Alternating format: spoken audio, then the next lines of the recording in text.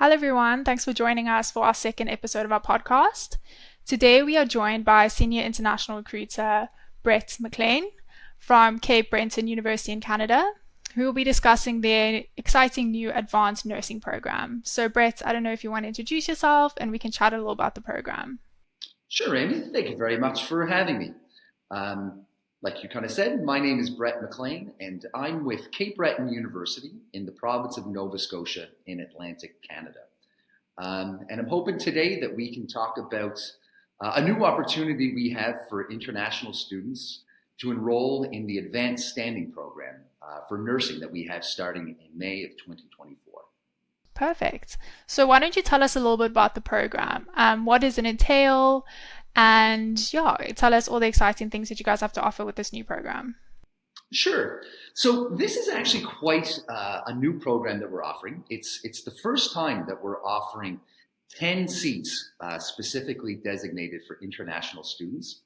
What the program is meant to do is give students that already have at least 1 year of a Bachelor of Science degree or even a completed Bachelor of Science degree in nursing, chemistry, biology, but also have specific subjects in year one, to give them the opportunity to do the nursing program in a condensed time frame.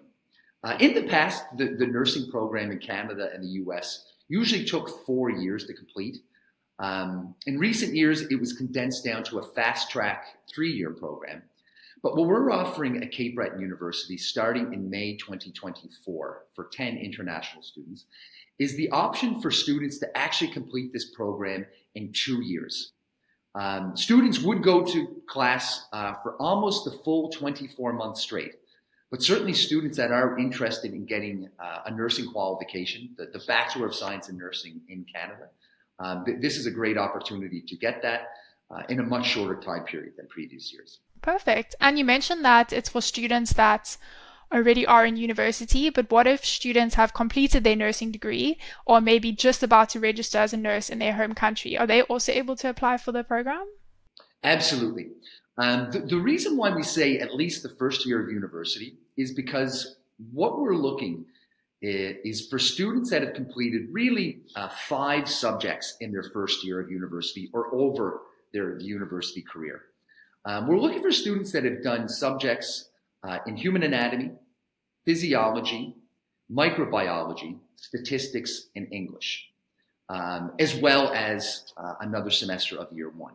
So if you're someone that's already done a nursing program and you have those 5 subjects throughout your nursing or your science qualification, you'd be eligible.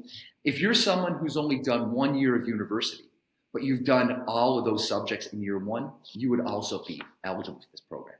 Perfect. And what other kind of entry requirements are there? You say the academic entry requirements. Are there any entrance exams that they need to write or anything like that? Yeah, so one of the things that we are looking for, of course, the students that have completed these core subjects that I had mentioned. We do need students to have an overall average in those subjects of at least 60%, or rather, sorry, a 60% Canadian in each of those subjects or above. We also want students, though, to take something called the Casper exam. And the Casper exam is an online exam that you can take. It's about 2 to 3 hours in length, I think. And really, this is more of a psychometric test. It's a series of questions that put students in a situation, and they want to see how they would react. This is something that's very common at a lot of Canadian and American universities now for programs that are very forward-facing. Students that do become a nurse in Canada or the US, this job obviously involves the public. There's a lot of situations that they're going to find themselves in. And this is just an aptitude test to kind of see how they would react. We do give a lot of weight to the academic grades in those anatomy, microbiology, physiology subjects. But this Casper exam is something else that we do need students to take. Okay. And the Casper exam, does that kind of fall on the same time frame as the application process? Or is there only a certain amount of times a year that you can take the Casper exam? So every university is going to be different when they have their Casper exams available. For Cape Breton University, we've kind of put a soft deadline of having all of the documents and even the Casper results in by about the middle of February. There are several CASPER exams available online that you can take between now and February 15th. There's one later in December, I think the end of December. There's a couple in January, as well as one on February 1st. So if students are thinking about this as a possible option, they certainly do have time to think about the CASPER exam and to schedule their time. And what I can do is I can send you a link that maybe you can provide to any students interested on how they can register for that. Okay, perfect. And more about the program. Does the program also have an integrated placement year, or is this something that you'll have to indicate when you do your application? Wonderful question. So the Bachelor of Science in Nursing to become a registered nurse actually has two work placements. One is an internship that is unpaid, but then there's also the official co-op that is paid. Students, before they graduate from this program, will absolutely have hands-on work experience, somewhere to the tune of about 400 to 500 hours. This is done through one of the hospitals in Cape Breton, and there is a lot of supervision from other nurses at the hospital. So students that do this program not only can expect, but will be required to complete practical nursing experience before they can actually go and practice nursing. Okay. And what does that process look like if they want to become a registered nurse? What happens after they finish studying? And how do you guys assist with that process? Yeah. So we've had a nursing program for quite some time. And it's not just to graduate from the university, from the Bachelor of Science, and become a registered nurse. There's also an external exam called NCLEX that all nurses must write in order to have a license to be a registered nurse in the province of Nova Scotia, or for that matter, in any province in Canada or in the United States. So when you do write the NCLEX exam, this is recognized in every province across Canada as well as in the United States. In terms of preparation for this, the nursing department has something called HESI exams. And these are preparatory exams that help students prepare before they write the NCLEX exam. In order to write the NCLEX exam, you must have graduated first from the university. You're actually not able to schedule your NCLEX exam until after you've graduated from Cape Breton University in the nursing program. And you have 1 year to write that NCLEX exam. All students that graduate from Cape Breton University will be on a 1-year temporary license in the province of Nova Scotia to work as a registered nurse. And within that 1 year, you have to write the NCLEX exam. Realistically speaking, the vast majority of students write the NCLEX exam within about a month of graduating. I think it's from more of a practical kind of place where you've been so accustomed to exams, you've been so accustomed to studying, being in the classroom, it just makes sense to do it faster rather than later. But certainly the nursing department at Cape Breton University and the faculty, they're very much involved with getting students prepared for this exam and helping them schedule this practical. Perfect. I mean, I know you said that students can practice in the US, which obviously gives a lot of options for them, but I know Canada has great kind of work options for nurses. So maybe you can shed some light on, the chances of finding employment and how high those chances actually are in Canada for nurses. Sure. So in the past, we actually had no seats allocated for international students. It was only domestic students. And we would have an overwhelming number of applications for a limited number of seats. What's changed now is actually two things. There is a shortage of nurses in Canada now, but there's also demand for nurses coming from different backgrounds, from different language capacities, and they're trying to diversify the workforce, not just within Nova Scotia, but across Canada. We don't have official nursing data to say, there's X amount of nurses hired every year. But anecdotally, nurses do have job offers before they graduate. If you're nursing students in South Africa or you're science students in South Africa do decide they want to do this nursing program, they will have no problem finding a placement to work after they graduate. One of the good things about being a registered nurse in Canada is that relative to the median income, nurses are paid very well. Certainly the options for where they want to go is quite varied. Some nurses might decide they want to do A&E nursing. Others might want to do nephrology or renal dialysis. Others might want to do post-op surgery. Students can absolutely decide where they want to go. It's not guaranteed they're always going to get that placement, but certainly there are options for where they can look for employment. In terms of working in the United States, I'll be very direct. We are really looking for 10 nursing students that want to stay in Nova Scotia. There are a shortage of nurses in certainly some departments. We are hoping that the nurses we do train decide to stay in Cape Breton or in Nova Scotia. But saying that, a lot of nurses in Canada do go to the United States because NCLEX is recognized there. They do have to go through certainly the immigration process and going through the process of getting a work permit to study in the United States. But again, anecdotally, that has not been a problem. Realistically, we're looking for 10 students that want to stay in Nova Scotia and certainly within Cape Breton. Yeah. So you mentioned obviously staying in Nova Scotia. What else is there to offer? I think it's nice to kind of paint a picture of what it looks like there, so what students can expect, kind of what is unique to you guys, what fun things you guys have to offer when it comes to staying in your city. Sure. So we are a publicly funded government university, Cape Breton University. We're located in the city of Sydney, not to confuse with Australia, but Sydney, Nova Scotia. And Nova Scotia has really two main cities, the capital, Halifax, and Sydney, where we're located. Nova Scotia is a smaller province. We're only just over 1 million people in Nova Scotia. But we do have a lot of attractive points. We get a lot of tourism in Nova Scotia because of our beautiful beaches. We have great hiking. We have a lot of ski resorts.